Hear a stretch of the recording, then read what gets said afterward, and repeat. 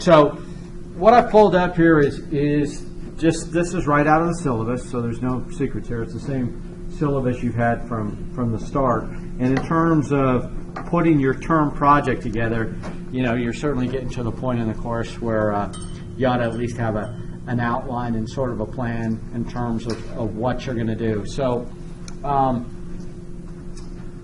November 19th is the day that we've set out for that. Again, I'm somewhat flexible on the dates. It's what I don't want people to do is be working on this right during, you know, finals week and you know, having it be a rush project at the end, because I do think there's some value in this depending on how you put it together, how much time and thought you put it in there.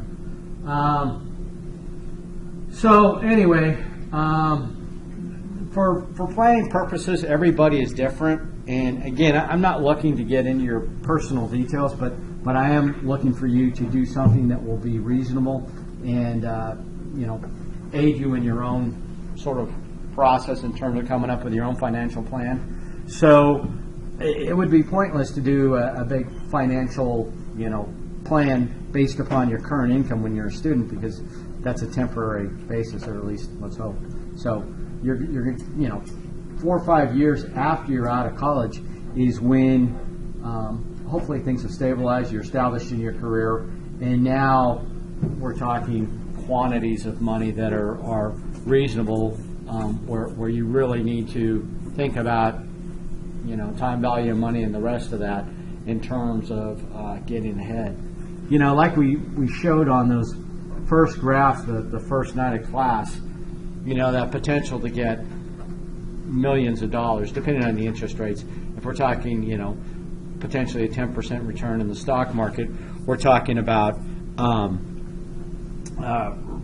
return of about, well, a nest egg generated by the time you're about 65, about $5.3 million, based upon $500 per month invested. But to generate that, you had to start when you're 18. And it doesn't drop off in a linear fashion as you delay that investment. It drops off precipitously. The amount of money, let's say you started doing that sort of program when you hit 30, you'll probably end up with about 1/5 as much money. The graphs will explain it to you, but that's where the time value of money is so critical. And that's why I'm so, I talk so pejoratively about some of these complex life insurance policies that have sort of an upfront load, or stocks that have an upfront load, because it really affects that time value of money. The fact that you need to get in there and start saving. The other thing too is that as people take on more debt or just delay entering the workforce, this next generation, your generation, is going to be in a bad place. You know, they're releasing statistics now that are frankly pretty scary, that the wealth that is just more or less evaporated. You know, there's a statistic came out this last week showing that the average annual income for a lot of folks is 50% of the people is below 30 grand. That's devastating. I mean, there's no way you can do much more than live when you're making 30 grand and trying to, you know, raise a family and the rest of that. So, you know, that residual wealth of grandparents and parents who had money and nest eggs and property, that's going away. So, and you know, if you listen to any of the, well, you could listen to whichever debate you wanted to, the Democrat debate where everything was still going to be paid for, but we're already at 21 trillion, or will be at 21 trillion in debt is what they are just authorizing now. That's unsustainable. And then the Republican thing last night, if you listen to that, everything's about means testing, where if you're doing much more than scraping by, you're not going to be eligible for Social Security and Medicaid. You're probably not going to be eligible for that till you're well, you know, far older. Right now it's 67, and that's going to keep marching out. I mean, there's some logical demographic reasons to do that based upon the fact that people are living longer. But anyway, it's, you know, there's a Margaret Thatcher, who's, yeah, admittedly probably pretty controversial character, but she had a pretty good saying or credo or whatever that, socialism is great until you run out of other people's money, and that's kind of where we're at, where there's not a whole lot of more new money coming into the system. So at some point, some of the factors, for example, when you talk about government budgets, I want to say now it's 41 cents out of every dollar is not being used for spending. It's just being used to pay the debt. And that's when the interest rates are so low. As interest rates start to climb back up and the amount being used to pay that federal debt or just service the debt and continues to increase, there's going to be less and less money for programs. So anyway, and I don't mean to make this a political thing, but I just do mean to kind of put the not shake you up, but just say, the people who are ill prepared to enter retirement are going to be struggling like we haven't seen previously. So anyway, so back to the project. So again, don't tell me this is my plan. Say, just try and keep the numbers sort of fictitious, but make them useful to you. Make them useful to what you think you're going to be at. Or if you're already at that situation now, maybe you're just a part-time student, you're already working, or you have a spouse that's working and, already in their career, go ahead and modify your plan as necessary to, do the best, good for you. But I'm not some voyeur. I don't want to know, exactly your finances. And that's why people have asked for samples. I'm reluctant even to provide samples of previous students' work because just on the off chance that they, kind of disregarded this and used their own numbers, I don't want to be revealing any details. But I can tell you the standard format. Well, first off, there is no standard format. People have asked me, well, can we put in, Excel spreadsheets? Sure. Can we put in charts if we want? Sure. So, or it can be all text. However it works. It can be almost a checklist format. This screen keeps timing out on me. It can be almost a checklist format, This is what I'm going to do for insurance. This is what I'm going to do for, retirement savings. This is what I'm going to do and just check. I'm going to have kids, so that's planning to have kids. This will require savings for college. This is the vehicle I'm going to use. And there are specific vehicles out there rather than, again, getting back to this life insurance example, life insurance is not a great investment thing because it doesn't have any real tax advantages to it. If you're saving for your kids' school, use the 529. Use a 529 as a plan that's used specific for education. There's TUGMA. My daughter's got a TUGMA, a Uniform Gift to Minors Act. You learn these kind of acronyms, but they're not that important. Just Google it and you can figure out what it is. But it's a beautiful thing, making money, a bit of money in the stock market now and then. And, today, for example, I sold $3,000 in stock to, pay a little bit towards her tuition. You know what I mean? But it's a capital gains, right? I made money on that stock. It's under a TUGMA plan. It's tax exempt as long as it's used for educational purposes. If that was in a straight account, if that was in even real estate or something else where I'm saving for the kids' college, it wouldn't have that advantage unless it was nested under a TUGMA plan. And then there's individual state plans. You may be tied to the state of Alaska, which is a great thing. They've got, educational plans, especially based upon, you guys know more about the intricacies of that. But there's other places. If my kids are going to go to school in Florida, my kids are going to go to school in Arizona, look online, see what their plan is. It's usually transferable. It's usually you're not absolutely locked in. But for many of the states, it's a tax advantage kind of plan. What else? So you would come up with this list. Part of it should be going to the Social Security website. And again, I'm not here to badmouth Social Security, but neither are they. They want people to know the truth. They want people to know, hey, if your plan is to live off Social Security, this is how much you get a month. How you doing? Can you get there from here? If you're renting a house, if you've got any medical expenses, oh, by the way, you're getting older, and there's going to be gaps in Medicare, Medicaid. Anyway, it's better to know that information now and kind of realize what you're up against. And keep in mind, too, if you listen to any of these, getting back into politics, all these politicians are, well, we're not going to change the existing plan for people that are already in the system. We're going to make these changes, these reforms, these reductions to people who haven't yet entered the system. So you'll look at the current numbers today, you'll go, golly, that's not a whole lot of money. And keep in mind, they're already talking about that that's too extravagant, that they can't afford it. It has to do with, basically, there's again, this is just straight demographics. We had the baby boom generation, right? We had a lot of kids surged out, around about 60s or whatever. It would span a period of time, but you used to have a tremendous number of workers for people who were actual recipients. And so there's not some sort of lockbox. There's not some sort of account where this is where all that Social Security money goes that you've been paying. No, it goes into a fluid account that's being used and constantly drawn across, with the expectation being that newer workers are going to enter the workforce, and they will be paying their withholdings, and that's the money that we'll use to pay the current people. It's always the current people paying for the current crop. So it used to be 17 workers paying for every person on Medicare. Now it's 3. The numbers are growing down. There's not as many. There's a lot more retirees, and there's a lot fewer people even in the workforce. And that doesn't even start to count the labor force participation rate that we talked about.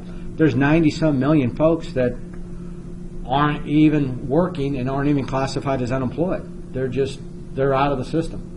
And that's why the unemployment numbers are low, because people who aren't in the system are not counted. So anyway, all this is just to make you look at the numbers and go, I better have a plan.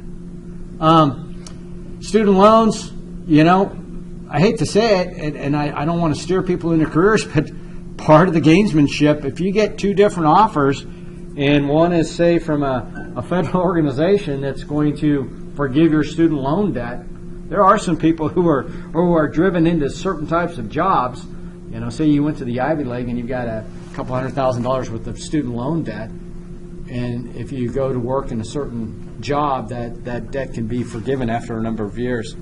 There's some federal jobs that are associated with that. So that may be something, but there's also, if you're just going to pay that off, how's that going to get done? When's it going to get done? And when are you actually going to start saving for retirement?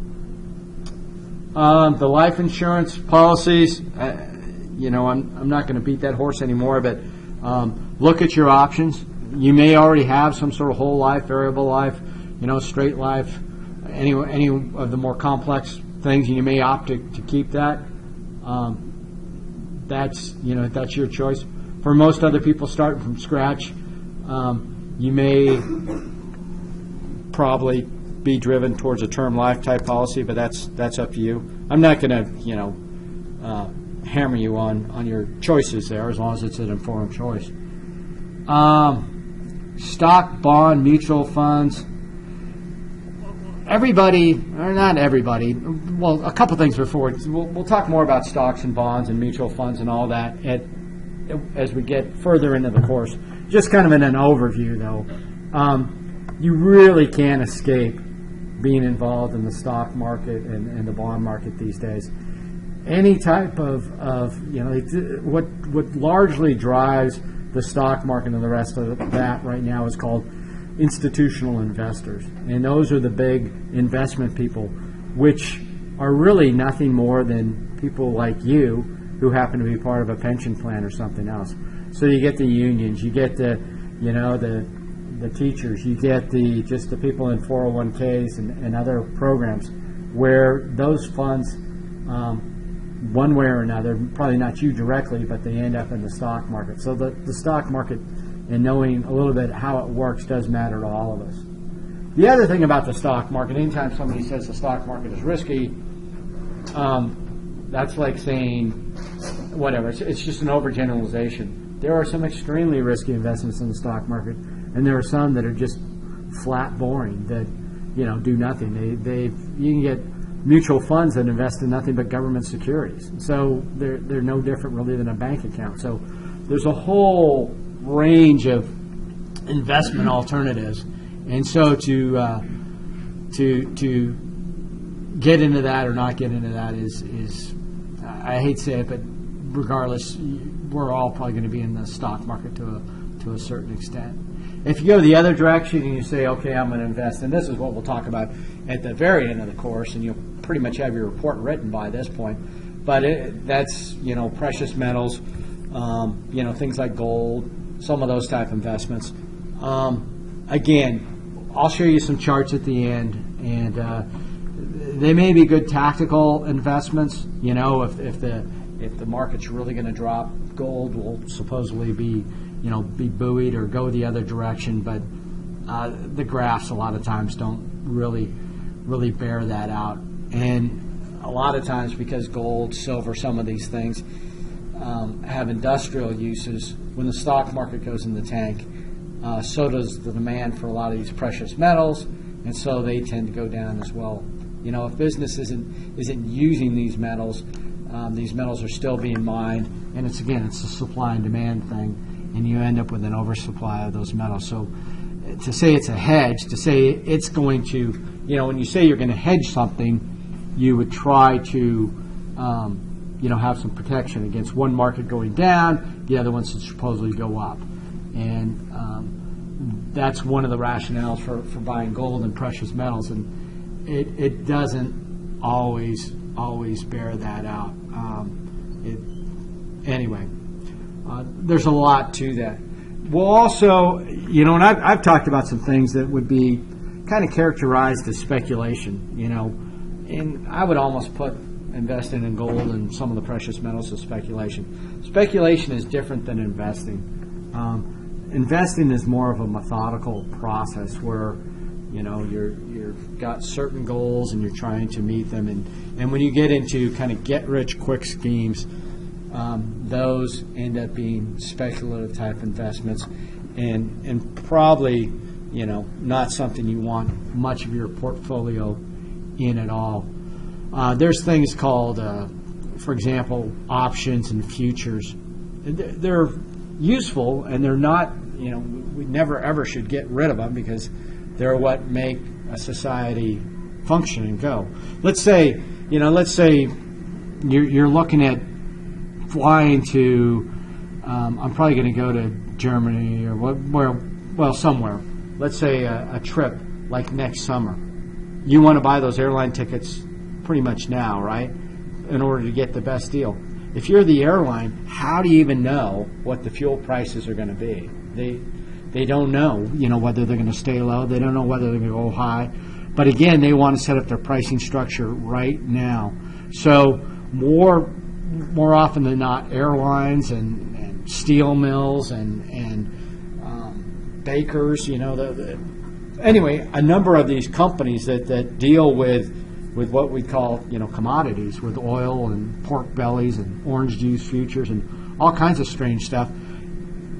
They want to more or less provide some stability and provide a fixed price so that they can do the calculation and figure out what things are going to cost in the future. So let's say jet fuel right now is going for, I don't know, maybe $5 a gallon. What somebody will do, a big airline, I don't think Alaska actually buys futures, but I believe Delta does. But anyway, they'll go ahead and say, I will buy 1 million gallons of jet fuel for delivery in August 2016 for the price of $4.25. And they'll put that out there in the market. Usually it'd be like maybe up in Chicago Board of Trade. Anyway, one of these big futures markets. And somebody, an investor, a speculator, will jump on that and say, I'll take that deal. I will deliver 1 million gallons of jet fuel for $5.25 in the month of August. And now, Alaska or Delta or whoever can go ahead and set their ticket price and know that they're going to be able to get the fuel for that price without any question at all. And so that gives them the ability to set out their pricing way in the future. Now that speculator who took that futures contract he's got to deliver that fuel. And if fuel is going for $4, he is going to be a millionaire. Obviously, multi-millionaire. But if something bad happens and gas is going or jet fuel is going for $6 a gallon, he has to pay $6 a gallon for that jet fuel and deliver it to the airline at that price. So this person they basically buy the fuel with you and they try and make the difference. Yeah, that person is they're speculating that price is going to stay stable or fluctuate. Okay, so they're basically just gambling. They are speculating. When $1 over, That's where, if you want to see get-rich-quick schemes, again, not to get political, but this is how Hillary Clinton made her initial money. She made $1 million trading cattle futures by betting on anyway. But those deals, it can be great gains, great losses, but it's the math is you are forced to, there's most of the time these contracts will just be sold at the end, but eventually when the contract is actually executed, somebody's going to have to deliver that 1 million gallons of fuel for that, what we say, $5.25 price in that month. It can change hands. It can go through the market several times, but at the end, Alaska or Delta is going to get that fuel at that price at that delivery point. So it's really complex, but the deal with it is that the reason that speculator took it, because remember I said gases or jet fuel is going for $5 a gallon right now. These guys are going, shoot, right now it's we're destined to make a quarter a gallon, on a 1 million gallons. The potential's already there. We're in the money at this point. But if the market changes. But anyway, if you start to get involved, if people start talking to you about, you need to get involved in futures, that is a speculative investment. And you can lose not only the amount of your investment, but way more money. Seems like you want to be an expert. You need to be very much an expert. Yeah. There is, just as long as we're talking about those kind of vehicles, there's another thing. There's very similar, but it's called an option. And an option is the option, but not the duty to execute a particular thing. So you could perhaps, again, a speculator will put it out there on the market, and you could pay a certain premium to buy jet fuel at, say, $5.25 in the month of August. But if fuel is trading for say $5 or less or for something, and your option gives you the right to buy it for $5.25, well, you're going to let that option expire worthless. You're not going to execute it. So you can do this with houses. You can do it with anything. You can say there's a house out there on the market. You're really interested in it. You don't have the money right now. You can enter in an option contract with this guy. You can say I want to reserve the right to buy your home for $400,000 6 months from now, and that's a legal contract as well. But anyway, this kind of gets beyond what we're talking about. Other things, long-term gains. What's going to happen there if it's in real estate and it's owner-occupied type stuff. Remember, you can get certain capital gains exclusions, which are powerful and good if it's a regular stock investment. You've got short and long-term gains, but most everything for investments that you're going to be dealing with is going to be held over a year and be considered a long-term gain. If there is a pension plan, as part of the company, it's getting rarer and rarer where there's a defined benefit plan, but perhaps it's a union-type situation where that's part of it. That would be something to calculate in. And that would change the amount of money you need, at the end game. You may not need, $1 million for your retirement if you've got, say, 50 or 60 coming in from a $60,000 annually from a pension. 401ks, we talked about that. 401ks, 403bs, TSPs, thrift savings plans for military people. That's a big deal. I don't know. I don't think it's human. There may be some distance folks that are military, but that's another level of complexity. Good in the fact that they'll probably have a pension if they make it to 20 years, but also a little bit of turbulence there in their 40s or whatever, where they will more likely be switching careers. So, do you guys have a pretty good expectation of what to put on this this report? I mean, people still have asked me to kind of explain in a little bit more detail. And yes,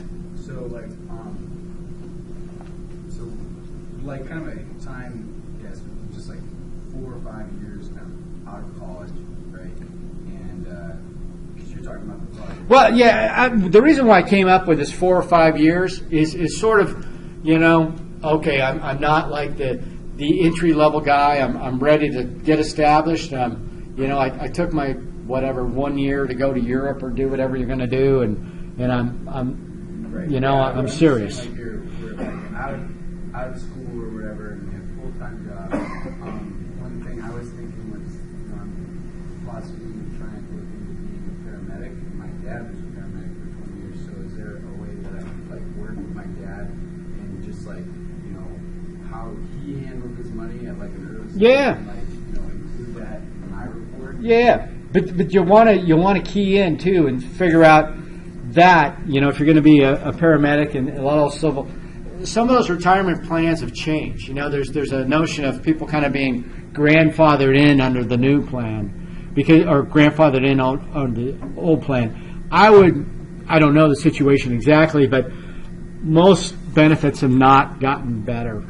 For most new people, you're under the new plan, and it usually is more of a cafeteria plan where you don't have the defined benefit pension plan. You're given some matching funds. You get your 401k, and you do this kind of on your own. So yeah, as long as it's apples to apples. The other thing about estimating your salary and stuff like that, there's a thing called Glassdoor.com, and there's some other sites out there as well. But we'll see how well Google's cooperating right now.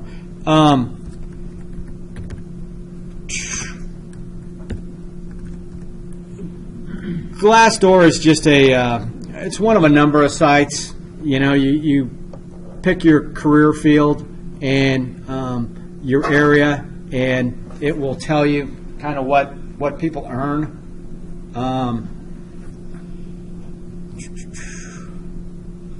So there's a salary section. I guess they do a little bit more to it. But the salary part of their website is what I'm kind of interested in, because again, this is the time to figure this stuff out. I don't know. I don't want to crush anybody's dreams, but there may be some people who are out there. Yeah, great. Thanks, Internet. I want to be a, veterinarian. I don't want to count my chickens before they hatch either. Yeah, but you want to. My salary is just makes me depressed. Yeah, but my point is, well, I just misspelled the hell out of veterinarian.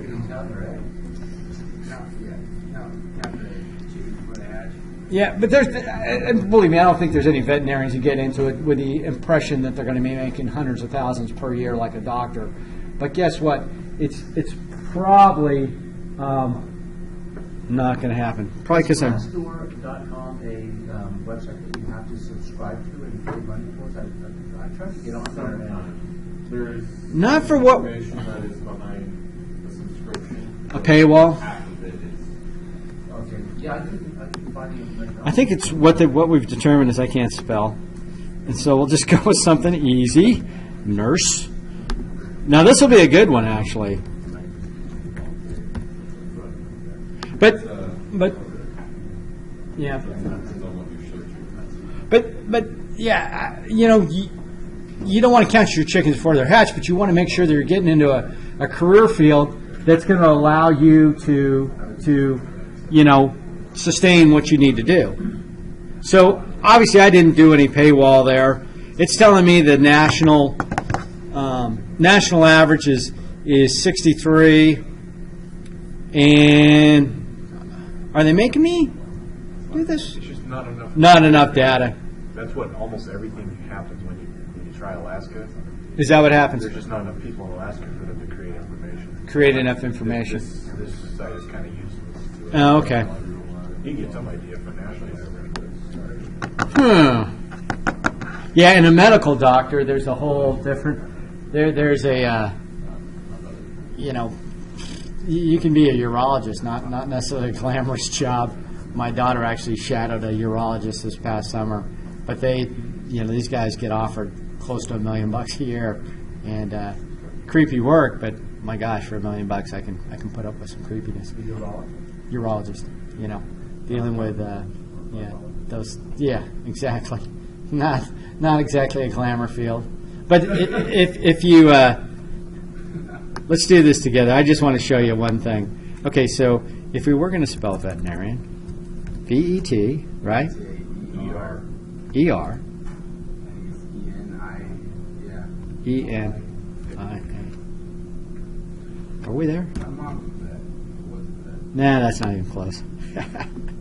All right, that's it. I'm good with that. I should know this. Siri, how do you spell? So your mom's a vet? Yeah, she was. Yeah. V-E-T-E-R-I-N. Veterinarian is spelled Veterinarian. Yeah, that's even worse. She's coming at me fast. Vetter in area. Okay. Yeah, it's I. I-N. V-E-T-E-R-I-N-A-R-I-A-N. Okay, vetter. Way harder to spell than I? it should be. Yeah. Vetter. V-E-T-E-R-I-N. I-N. Area. A-R-I-A-N. Never try to spell it. God, I've just given up. No, that is not right. Okay, you guys are. Don't do math. Okay. Put a urologist in there. They can't see. Do you want to see a urologist? They're You piqued my interest. piqued your interest. Well, it won't find veterinarian salaries makers anyways. I just looked it up. And what'd you say? It can't find any. Yeah. You look up like a banker or something? It's a fine line between getting to banker. Yeah. Now, see, I could go with like bank teller Yeah. or bank manager. Bank teller, this is going to be kind of sad. Yeah, it's probably low. What are we guessing? 28? 37. No, did we just looking? No, thanks. I'm just looking around. Well, yeah, this was a great recommendation, wasn't it? Yeah. Teller jobs, 19 to 27. It's my career. Anyway, folks are not getting. Let's try manager. I know. My brother was making 80 doing IT for a bank. Well, you are.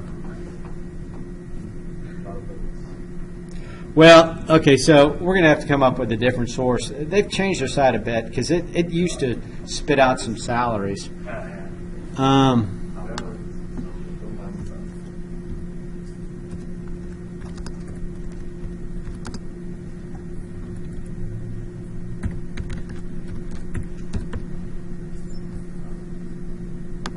Let's see what but see, I think this is also relying on self-reporting. Yeah, it's not even given a.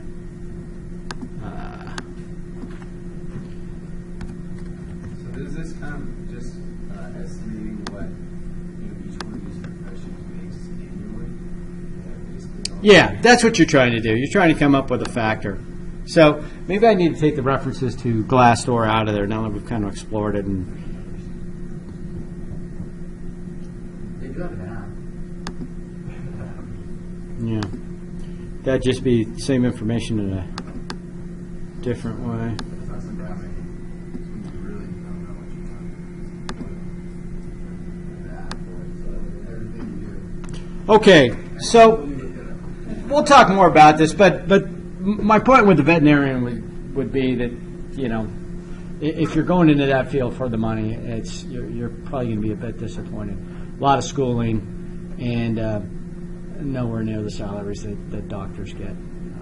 So it's just, My mom went to school for like 10 years or something like that, and she's not even a vet now. She's a biologist. She's only a vet for like, I want to say like 5 or 6 years after getting out of school. I've got a friend. She's a boat captain on one of the on a halibut charter. It's just I think sometimes, it's like you say, you don't want to count your eggs before your chickens before they're hatched, but just the same, you want to know what you're getting into. You'll hear school teachers, I'm worth so much more and I don't get paid much. Well, guess what? Traditionally, school teachers have never gotten paid much. So if monetary rewards are what you're after, don't set yourself up for a life of disappointment, because it's not going to happen for you. You know what I mean? I'm not the bad guy here. I'm just the guy telling you to What kind check of it out. jobs are like reasonably accessible for, I don't say like the general public, but I don't think it's reasonable to say everyone's going to be a doctor or a lawyer either. Whereas like say probably more likely most people to try and be a police officer or Yeah. what jobs out there like that still pay fairly well, but Yeah. somewhat accessible to kind of a regular person that doesn't want to be in school for it. I'd love to be a champion of the private sector and tell you that's where the money is and everything, but sadly, the pendulum has swung pretty far to the side where a lot of the jobs that you're talking about, sort of the government-associated type jobs, are the pay differential is actually pretty high. The job security is pretty good, very good. In fact, bulletproof at certain points. So. But it depends what you want to do. That's the other thing too. I work a lot, comparatively. I mean, I've got a small business and do this and do consulting as well. But that's because I enjoy everything I do. You got to look at it. You're going to be doing something for 30, 40 years. If it's something that you got into just for the money, that's no good. But there's also the stress of switching careers all the time. People think, oh, I want to go work for some startup in Silicon Valley. 90% of the startups fail. I mean, they come back. They reinvent themselves. People go to work for another company and stuff. But in terms of I went to work for, Initech and I stayed there 30 years, that ain't happening. The big boys of one day are gone. The Gateways, the Dell's in decline, Apple's surging, but Apple's been up and down. I mean, so. If you're after stability, and I hate to say it, but there's a lot of the federal employment is pretty lucrative, pretty low stress for a lot of those folks. But in terms of people, I'll show up in the consulting job. People say, "Oh, you got the green shirt on today." It's like, really, that's kind of the highlight of your day. You got enough time on your hands. Your job is so. I mean, because there's a couple of guys. Oh, I'm just like, golly, you guys need to get a hobby. I mean, their jobs are just cleanly mindless. Yeah.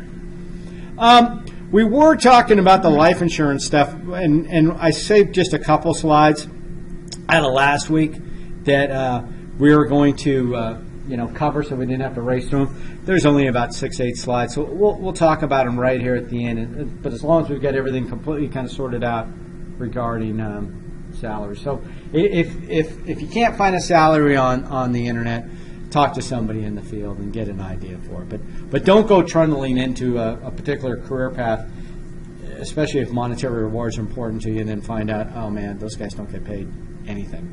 Or maybe there's a specialty. Or maybe the only way to get ahead is I need a master's, and it'd be easier to do that when I'm in school and just stay in school a little longer, or do whatever you need to do. But again, if you can get involved in an internship, some sort of experiential learning process too, that's very helpful, because then you'll get in there and you'll find out how people, whether they enjoy their work, whether that's the field. Because again, it's if you are doing something you like, you'll probably be successful. If it's something you don't like and you're just purely in it for the money, it's probably not going to matter, because you're either going to be miserable your whole life and never succeed. You know what I mean? You need to find something you like. It's just too long. A lot of it might be just trying things and then, see, well, I don't like doing this, and then, Yeah. move on to something else. Yeah.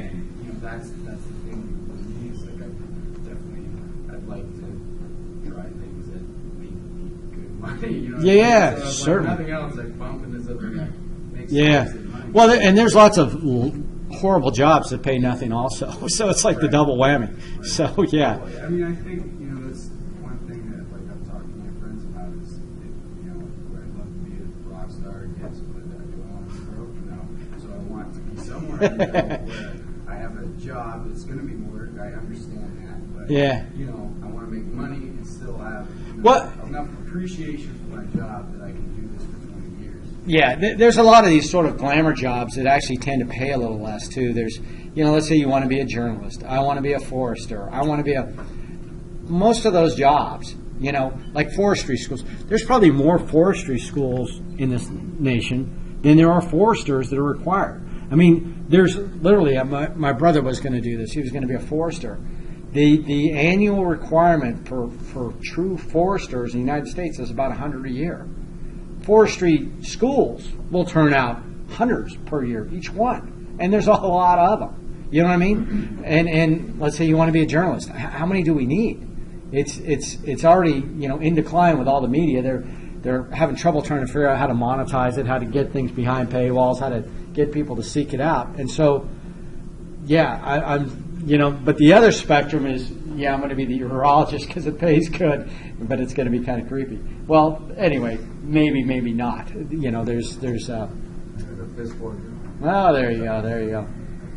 No, I was actually, when I was back in Boston, I met a urologist, this couple, and she, but she had to be in a big city because she was a female, and there's a lot more urology issues on the male side than on the female side. So she was in Phoenix, I believe, and just worked pretty much on female patients, and for her, she actually enjoyed the career field. But again, she's forced to be in a kind of a big urban environment to pursue that career.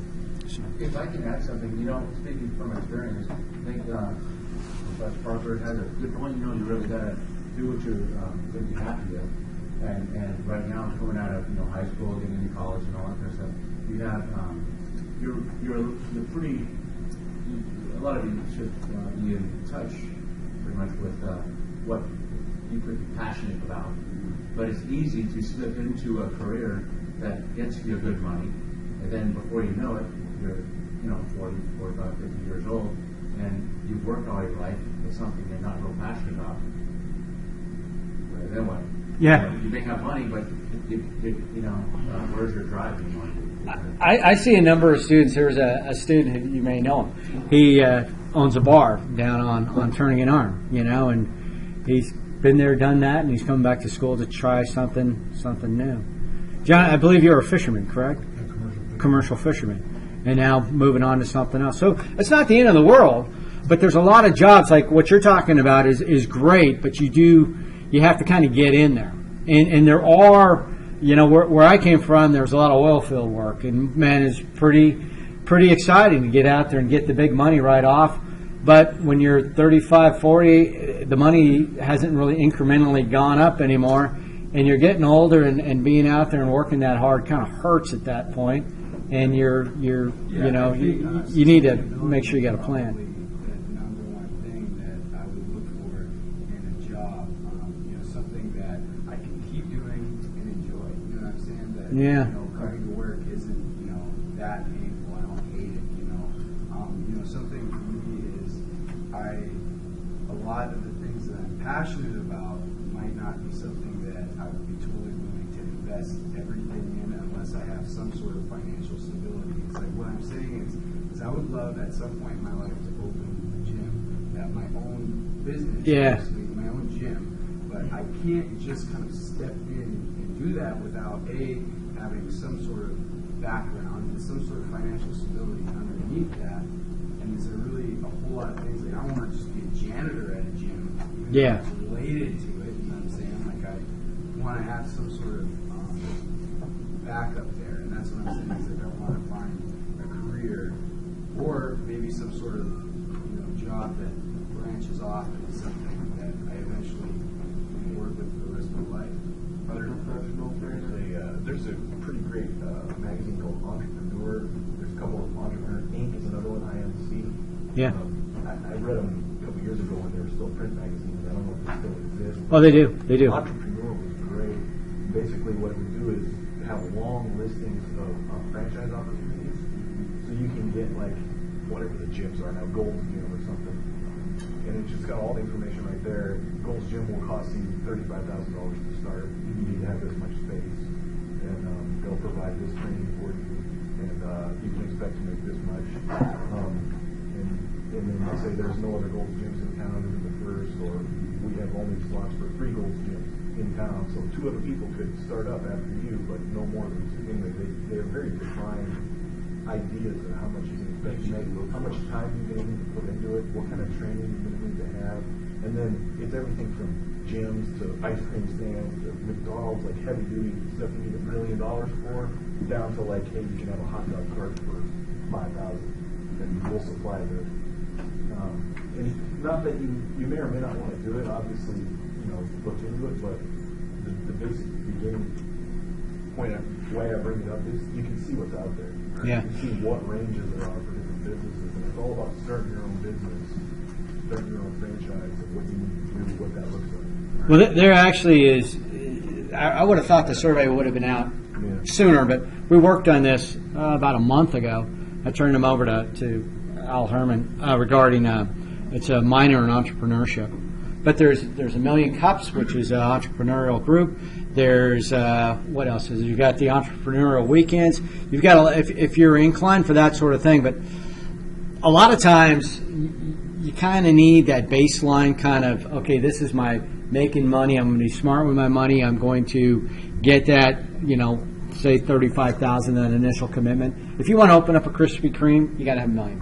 I mean, or more. There's a lot of these franchise fees on some of the more popular ones are, not money loaned, money in hand. So some of those things will exclude you. But again, don't be afraid to get out there and I think it's a good plan to get out there and not be afraid to skip around a bit to see what it. That's partly what rather than stay in something 20 years and then say, you know what, I really hated this. I wasted my life. You know what I mean? That's not a good strategy there. Yeah, I guess what I'm saying is I'd like to enter the workforce with having some sort of options. Like I want to be able to be open to different things, and also maybe because obviously opening my own business or starting my own gym probably be 15 years away from me. I probably wouldn't do that until in my mid-30s. So it's in between that time, I'd like to learn as much about everything as I can, so that when something like that comes along, it's like building something, for example, I have skills that I've accumulated in the past. Well, and the other thing that does for you, when I was, we're going to catch up on the life insurance next week, so just one more comment or two, and then we'll close it out. But I did a bunch of different things when I was younger, in terms of in the part-time realm, driving tractors, milking cows, welding. I never did any sort of commercial fishing. I did some work in the oil fields, worked for the Forest Service on some stuff. Anyway, it's when I see somebody out there in a particular field or something or working, I kind of have an idea of what that job entails. And so I think I'm much happier in what I'm doing because it's not like the grass is always greener. I know that, wow, there's some really cool things about doing that, for example, about working outside the whole time. But you know what? That's, in working with your hands, I've got, when I take like a mechanical skills test, I'm off the chart. But is that what I want to do my entire life is, fixing people's cars and stuff like that? I mean, I enjoy that sort of work, but it's certainly not rewarding in terms of, a lot of the measures in society financially, or you're not held in great esteem. I mean, you may be by the other motorheads, but you're not like, oh, that dude. It's when you walk into the place and there's a couple doctors and there's an excellent mechanic. Yeah, the mechanic is. Anyway, it's if that's important to you, and that may or may not be important to you, but yeah, getting out there and exploring is what's important, and especially if you're basing your success in your life on monetary gains, you need to realize that maybe your particular career field isn't going to happen for you, and you just say, that's all right, I want to do it anyway. I want to be a wildlife biologist. Maybe I won't get paid that much, but this is the work that I want to do, or I want to be a whatever. Or you can go into that career field and you can be, there's a book called The Wealthy Barber. The guy's nothing but a barber, but he's very, very smart with his money and doesn't make his money through salary, he makes his money from his investments. So people, you can run into multi-millionaire postmen and people like that are, I've got copies of that book if you want to borrow it. But certain people can get ahead, but they gotta be very diligent and use that time value of money and not make any financial mistakes, and they can get way ahead. And then develop what we were talking about earlier, maybe real estate or something else that's really going to be your wealth generator, since your chosen passionate career field is not one that's going to reward you monetarily. So, anyway. Okay, well, we'll talk more about it on, like I said, there's just a few more items on the life insurance, and we'll be able to close that up next week.